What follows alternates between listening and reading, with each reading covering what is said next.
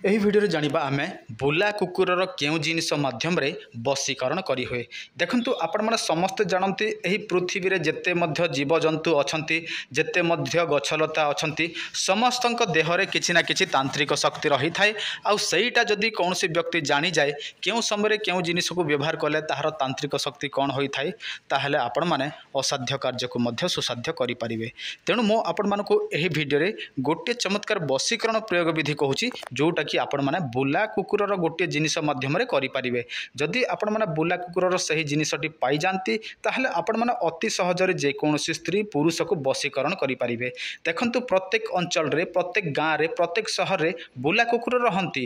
आपण मानको बुला कुकुर खोजिबा को कौनसी असंभव कथा नुहे, से सब तो अति सहजरे पाई जिवे। किंतु जोटा प्रयोग हबो सेटा टिके आपण मानको टिके कष्ट लागि पारे से सब संग्रह करिया पई। तथापि आपण मानकर भाग्य जदि ठीक अछि, जदि आपण मानकर जोग अच्छी ताहले निहाती भाव में आपण सहित भोगर जोग मध्य आसीबो। किंतु आपणकर भाग्य रे नाही ताहले आपण खोजी खोजी थकी जिवे, पाइबे नाही। देखते एमती अनेक पुओ झील अच्छा कि स्वामी स्त्री पाखे समय नथिबा जोगु से माने कौनसी तंत्र मंत्र प्रयोग करिपारंती नाही। आउ से माने काहाकू बशीकरण करिया पई चाहती कौनसी झील को, पुओ को, स्वामी को, स्त्री को, किंतु से माने शत चेष्टा कले मध्य करिपारंती नाही। से मानक पई आम पाखरे मोहिनी बशीकरण ताबिज मिली थाए। आपण माने एही ताबिज टी केवल मात्र पिंधिबे, पिंधिला मात्रे आपण माने जहार नाम रे एही ताबिज प्रस्तुत करैथिबे से व्यक्ति जनक आपणक ठारे एही ताबिज थिला पर्यंत बशीकरण है रही। उठ कहले उठिब, बस कहले बसिब, आ कहले आसीब। जो मानकर स्वामी स्त्री छाड़ी देछि, जो मानकर लव चली किंतु ब्रेकअप हो जाइछि, यह व्यवहार कले मध्य से मानकर संपर्क पुणी थरे मिठा हो जिवो। केवल आपण माने आमको फोन करिवे, दी जनकर ना देबे, एड्रेस देबे, दी जनकर ना अनुसार एटा पूजा विधि करा जिवो। षोडश उपचार, पंच उपचार, तंत्र सिद्धि, तापर आपण को बाय पोस्ट पठे देले आपण माने 7-8 दिन पाई जिवे। देखंतु जदि आपण माने कुकुर को पाउछंती, एमिति तो आजिकली सबु जगह कुकुर अछंती, कौन करिवे जदि कुकुर आउ कुकुरी दुई जन मिलन करुछंती। ध्यान दियंतु, जदि कुकुर आउ कुकुरी दुई जन मिलन करुछंती सेही समय आपण माने कौन करिवे, डिमिरी गछर खंडे डाल को नहीं जिवे। देखंतु एटा मध्य रविवार होइथिबार अछि, अन्य कौनसी दिन हेले हबो नाही।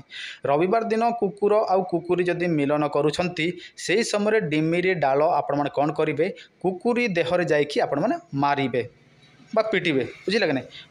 कुकुरी देहरे आपण माने डिमिरी डाल जाइकी मारिबे एवं सेईटा को आपण माने तले न पकोणु आपण माने निज घर को नहीं आसबे। मारिबे अर्थात आपण एमती नहीं आपण दूर थी मारिबे, सेटा पाखक जाकि आपण ताकू पिटिबे। बुझिला कि नहीं? किंतु जोर रे पिटिबे ना, जस्ट टिके छुई देबे।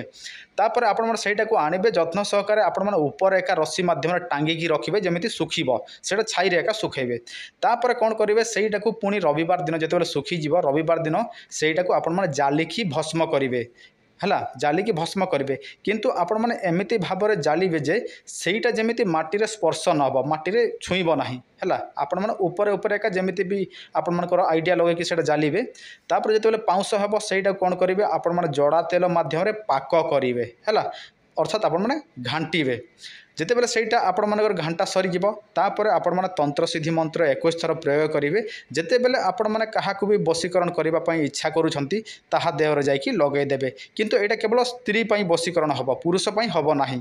आ जदि पुरुष को करबा पई चाहंती ताहले आपण माने पुरुष कुकुर ऊपरे से डाल रे जाइकी मारिबार अछि, तबे सेटा पुरुष पई हबो।